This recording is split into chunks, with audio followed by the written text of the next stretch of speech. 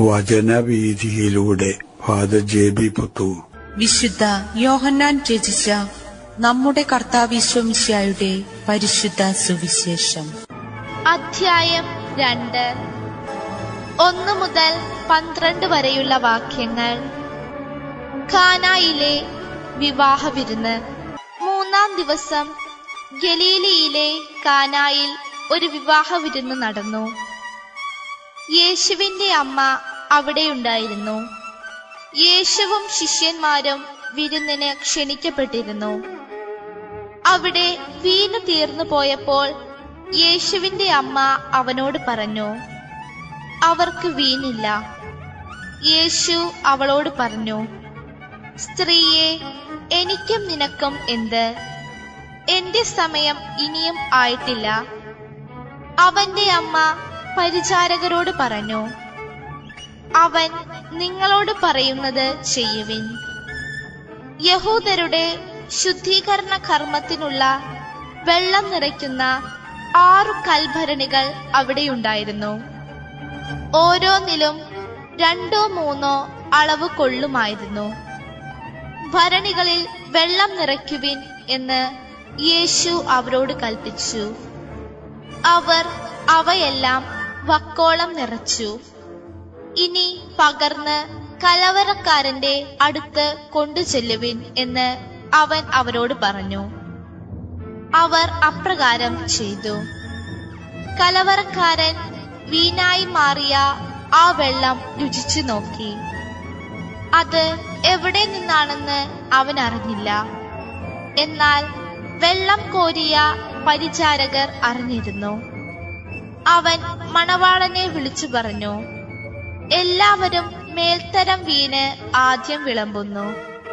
അതിഥികൾക്ക് ലഹരി പിടിച്ചു കഴിയുമ്പോൾ താഴ്ന്ന തരവും. എന്നാൽ നീ നല്ല വീഞ്ഞ് ഇതുവരെയും സൂക്ഷിച്ചു വെച്ചുവല്ലോ. യേശു തന്റെ മഹത്വം വെളിപ്പെടുത്തുന്നതിന് മുൻപ് പ്രവർത്തിച്ച അടയാളങ്ങളുടെ ആരംഭമാണ് ഗലീലയിലെ ഖാനായിൽ ചെയ്ത ഈ അത്ഭുതം. അവന്റെ ശിഷ്യന്മാർ അവനിൽ വിശ്വസിച്ചു. ഇതിനുശേഷം അവൻ തന്റെ അമ്മയോടും സഹോദരന്മാരോടും ശിഷ്യന്മാരോടും കൂടി കഫർനാമിലേക്ക് പോയി. അവർ അവിടെ ഏതാനും ദിവസം താമസിച്ചു. ലഭ്യമായ അവസരങ്ങളെ രക്ഷാകരമായ സന്ദർഭങ്ങളാക്കി മാറ്റുന്ന യേശു. ഗാലിലയിലുള്ള ഖാനായിൽ ഒരു കല്യാണ വിരുന്ന് നടക്കുകയാണ്. യേശുവിന്റെ സാന്നിധ്യം കൊണ്ടും യേശുവിന്റെ പ്രവർത്തനങ്ങളുടെ തനിമ കൊണ്ടും ആ കല്യാണ വിരുന്ന് ലോകശ്രദ്ധ പിടിച്ചുപറ്റാൻ ഇടവന്ന ഒന്നായി തീർന്നു. യേശുവിന്റെ കുടുംബമായിട്ട് ബന്ധമുള്ള ഒരു വീട്ടിലായിരിക്കണം ആ കല്യാണ വിരുന്ന് നടക്കുന്നത്. അതുകൊണ്ട് തന്നെ യേശുവും യേശുവിന്റെ അമ്മയും ശിഷ്യന്മാരും അവരുടെ കൂട്ടുകാരും ഒക്കെയായി വലിയ ഒരു സമൂഹം തന്നെ ആ കല്യാണ വിരുന്നിൽ സംബന്ധിക്കുന്നതായിട്ടാണ് വിവരണത്തിൽ നിന്ന് നാം മനസ്സിലാക്കുന്നത്. അന്നത്തെ നാട്ടുനടപ്പ് അനുസരിച്ച് കല്യാണ വിരുന്നിൽ ഏറ്റവും ശ്രദ്ധേയമായിട്ടുള്ള അതിഥികൾക്ക് വിളമ്പേണ്ട ഒരു വിഭവമായിരുന്നു വീഞ്ഞ്. എന്നാൽ വീട്ടുടമസ്ഥൻ ഒരുക്കി തയ്യാറാക്കി വെച്ചിരുന്ന വീഞ്ഞ് അതിഥികൾക്ക് മതിയാകാതെ വന്നു. ഈ ഒരു സ്ഥിതിവിശേഷം തീർച്ചയായിട്ടും വീട്ടുടമസ്ഥനെ ഒരു അപമാനകരമായിട്ടുള്ള അവസ്ഥ സൃഷ്ടിക്കുമെന്നുള്ളത് സത്യമാണ്. കാര്യങ്ങളുടെ സ്ഥിതി ഒരു വീട്ടമ്മയും കൂടിയായ യേശുവിന്റെ അമ്മയ്ക്ക് മാതാവിനെ പെട്ടെന്ന് മനസ്സിലാക്കാൻ സാധിച്ചു. അമ്മ ആ വീട്ടുകാരെ രക്ഷിക്കാനുള്ള താല്പര്യത്തോടുകൂടെ തന്റെ മകന്റെ അടുത്ത് വന്ന് ആ കാര്യം ഉണർത്തുകയാണ്. അവർക്ക് വീഞ്ഞു തീർന്നുപോയി മകനെ, അതുകൊണ്ട് നീ എന്തെങ്കിലും തരത്തിലെ അവരെ സഹായിക്കണം. മകന്റെ അതിനുള്ള ഉത്തരം അപ്രതീക്ഷിതമായിരുന്നു എന്ന് വേണമെങ്കിൽ പറയാം. ഒരു തരത്തിലും അതിനെ അനുകൂലിച്ചുകൊണ്ടുള്ള ഒരു ഉത്തരമല്ല മകനിൽ നിന്ന് ലഭിച്ചത്.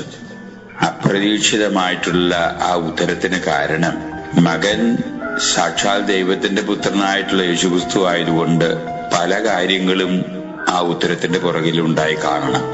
തന്റെ അമ്മയെ ലോകത്തിന്റെ തന്നെ മാതാവായിട്ട് പ്രതിഷ്ഠിക്കാൻ ഇടവരത്തക്ക വിധത്തിൽ അമ്മയെ വളർത്തിക്കൊണ്ടുവരണം. അത് മകന്റെ ഒരു ഉദ്ദേശമായിരിക്കാം.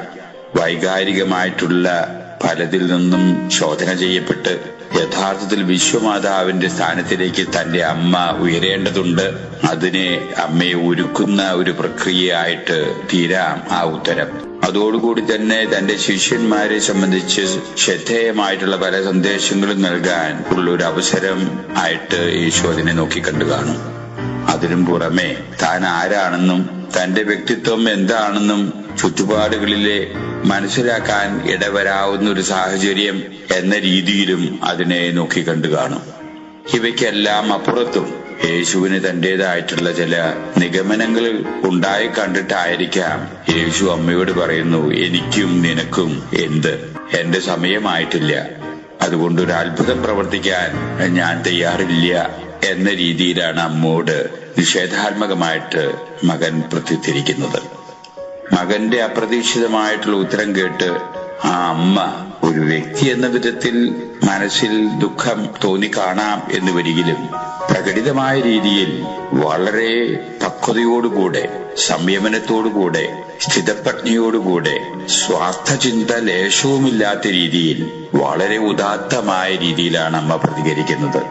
മകനിലുള്ള പരിപൂർണ വിശ്വാസം മറ്റുള്ളവരുടെ മുമ്പിൽ പോലും പ്രകടിപ്പിക്കാത്ത വിധത്തിൽ അമ്മ അതിന് ഉത്തരമായിട്ട് പറയുന്നു, എന്റെ മകൻ പറയുന്നത് ചെയ്യുക എന്നാണ് അവിടെയുള്ള ജോലിക്കാരോട് അമ്മ പ്രത്യുത്തരിക്കുന്നത്.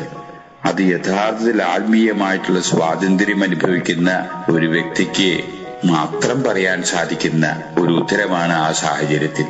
അവർ യേശുവിന്റെ നിർദ്ദേശമനുസരിച്ച് അവിടെ ഉണ്ടായിരുന്ന വലിയ ജാറുകളിൽ വെള്ളം നിറയ്ക്കുന്നു. യേശു ആ വെള്ളം നിറച്ച ജാറുകളുടെ സമീപം വന്ന് പ്രാർത്ഥനാ നിർഭരമായി തന്റെ പിതാവുമായിട്ട് ബന്ധപ്പെട്ട് നിമിഷങ്ങൾ കഴിഞ്ഞതിനു ശേഷം ആ വെള്ളത്തെ ആശീർവദിച്ചു കാണും.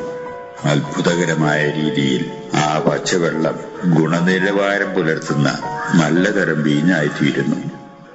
അത് അതിഥികൾക്ക് വിളമ്പാൻ വേണ്ടി ഉത്തരവാദിത്തപ്പെട്ടവരെ ഏൽപ്പിക്കുന്നു. ഈ ചുറ്റുപാടുകൾ കണ്ടും യഥാർത്ഥത്തിൽ അനുഭവിച്ചു അവിടെ ഉണ്ടായിരുന്ന ജനങ്ങള് യേശുവിന്റെ വ്യക്തിത്വത്തെ സംബന്ധിച്ച ആഴത്തിൽ ഉള്ള അവബോധത്തിലേക്ക് നീങ്ങാൻ ഇടവരുന്നു. ശിഷ്യന്മാർ ദൃക്സാക്ഷിയും കൂടിയായിട്ടുള്ള യോഹന്നാൻ നമ്മോട് പ്രത്യേകിച്ച് പറഞ്ഞു തരികയാണ്, അവർ അവരുടെ വിശ്വാസം ആഴപ്പെടുത്തുന്നതിന് വേണ്ടിയുള്ള ഒരു അവസരമായിട്ട് അതിനെ നോക്കിക്കാണാൻ ഇടവരുന്നു. യോഹന്നാൻ പ്രത്യേകം നമ്മോട് പറയുന്നു, ഇത് യേശു തന്റെ ദൈവീകത പ്രകടിപ്പിക്കുന്നതിന് വേണ്ടി നടത്തിയ ആദ്യത്തെ അത്ഭുതമായിരുന്നു എന്ന്. അതിനാൽ തന്നെ യേശുവിന്റെ പരസ്യ ജീവിതത്തിന്റെ ആരംഭത്തിലേ ഉണ്ടായതായിരിക്കണം ഖാനായിലെ ഈ കല്യാണ വിരുന്ന്. ഈ കല്യാണ വിരുന്ന് ഇന്ന് ലോകത്തിൽ തന്നെ ശ്രദ്ധിക്കപ്പെട്ടിട്ടുള്ള അപൂർവം കല്യാണങ്ങളിൽ ഒന്നായിട്ട് തീർന്നു ഖാനായിലെ കല്യാണ വിരുന്ന്. യേശുവിന്റെ പ്രവർത്തനത്തിന്റെ തനിമയാണ് യഥാർത്ഥത്തിൽ ഖാനായിലെ സാമാന്യം ആരാലും ശ്രദ്ധിക്കപ്പെടാതെ പോകേണ്ടി വരാനിടവരുന്ന ആ കല്യാണ വിരുന്ന് ഇത്രയേറെ ശ്രദ്ധാവിഷയമായി തീർന്നത് എന്നുള്ളതാണ് സത്യം.